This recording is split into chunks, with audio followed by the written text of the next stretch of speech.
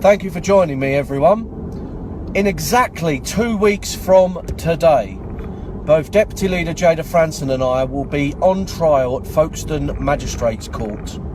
This is a 2-day trial on the 29th and the 30th of January. And why are we on trial? We're both charged with causing harassment, alarm and distress to a group of convicted migrant child rapists, all of them from Afghanistan, none of them originally from this country. This poor 16-year-old English girl walked into their kebab shop in Ramsgate in Eastern Kent to ask for directions because she was lost.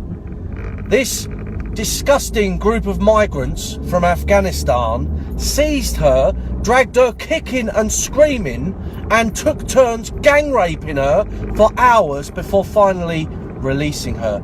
All of these rapists have now been sentenced to 14 years each in prison. We put out a few videos relating to the case as it was going on at that time, the trial. And do you know what the police reaction was? To round us all up and put us all on charges for harassing these migrant child rapists. You could not make this up. This isn't even our country anymore. What the hell is going on? You've got cases like that of Chelsea Wright, where there's DNA evidence proving that she was raped by multiple men, and what did the CPS do? They refused to prosecute. Yet on the flimsiest grounds for either making speeches or putting out videos that are no different to investigative journalism, the CPS are quite willing to throw the book at political party leaders like me and Jada Franson. There is a strong likelihood that both of us will be going to prison for a matter of several months, maybe even longer. This is a serious situation for our movement. We could have both Jada and I eating porridge for a long, long time just for harassing migrant gang rapists. Is this the country that our war heroes fought for?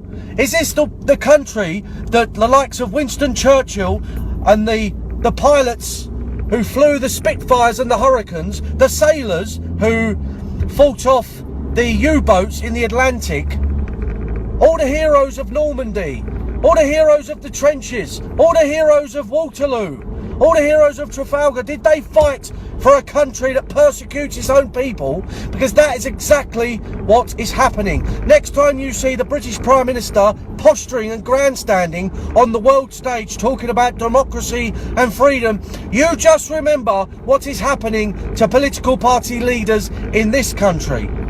Because if you go against the grain, if you don't fall in line with the established orthodoxy of political thought that rules the media, that rules politics, then you will be persecuted, you will be prosecuted, you will have the gates of hell opened on you to try and shut you up, to try and silence you. Well, I can tell you now, I will never be silenced by any kind of dirty tricks or persecution or any other nonsense they throw at me. Neither will Jada, neither will this movement. This movement embodies the very best of the British Bulldog fighting spirit. And I can tell you now, we will never back down, we will never surrender, we will fight every single charge or prosecution they throw against us. And if they send us to prison, we will come out of prison and we will carry on. We will carry on until that bright, beautiful day in the future